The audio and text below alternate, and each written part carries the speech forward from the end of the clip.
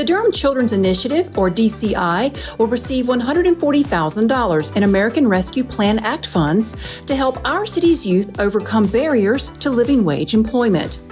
The organization serves residents who live in the most economically underserved areas of Durham and attend the lowest performing schools.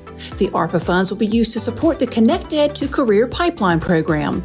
That program will work with businesses to provide support, training, mock interviews, internships, and job placement opportunities for DCI youth. The organization will partner with Durham Public Schools to identify youth for the program and to report on school and academic achievement progress. DCI will also partner with the Latino Community Credit Union to set up individual savings accounts for each student, administer them, and report data about savings rate and amounts. More information can be found at dci-nc.org. The Pineywood Park Pickleball Project is moving forward. We will pay $443,000 to repair cracks in the existing asphalt tennis courts, overlay courts with a new asphalt surface, restrike for 12 new pickleball courts, add new 4-foot-high interior fencing, as well as new pickleball posts and nets. The project is part of a broader program to update existing athletic courts throughout Durham Parks and Recreation's inventory. These include pickleball, tennis, futsal, and basketball court improvements. Renovations to Pineywood Park's athletic courts were identified as a priority based on the condition of the existing tennis courts. In response to the growing popularity of pickleball, DPR decided to use the park's facilities to convert from tennis to pickleball to increase the number of courts available. For more information or to rent an athletic facility, visit dprplaymore.org and follow DPR on social media. Work to make the improvements needed to reopen the former Wills Skating Center is moving forward. The facility is located at 715 Hoover Road in East Durham and had been a fixture in the community for 40 years before it closed in 2020. We bought the property, and its preservation and reopening are part of a bigger redevelopment project for the entire site, as well as for Long Meadow and East End parks.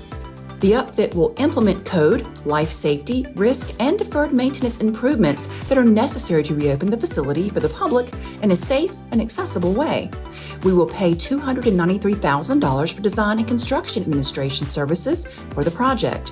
The projected design schedule includes 7 months for design, permitting, and bidding, and 4 months for construction activities.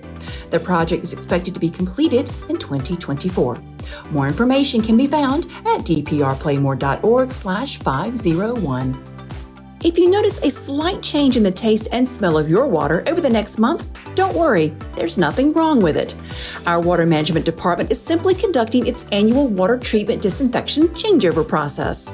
Required by federal and state regulations, the changeover is performed each year during the spring and will not affect the safety or quality of Durham's drinking water. This annual process involves temporarily switching from the chlorine and ammonia combination ordinarily used to disinfect Durham's water to chlorine only. It will be completed by April 10th. To disperse the chlorine throughout our system, our Water and Sewer Maintenance Division began systematically flushing hydrants across the city on February 27th. While water management crews are in your neighborhood, you may notice a slight discoloration in your tap water.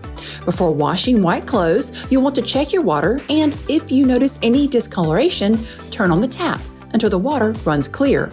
If the discoloration persists, call 919-560-4344. For more information, visit durhamnc.gov/944.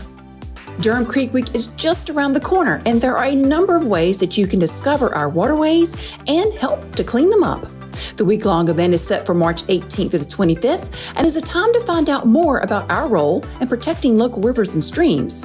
Since it started in 2009, over 4,100 volunteers have collected nearly 190,000 pounds of litter. While there will be cleanups and volunteer work days throughout the week, there will also be fun creek and trail exploration events.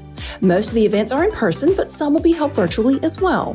If you are part of a group that wants to help with the cleanup, you can register for a specific site or get assigned to one. If you're registering as an individual volunteer, you can learn more about the available events at durhamcreekweek.org. You can also follow updates with #DurhamCreekWeek on Facebook, Twitter, and Instagram.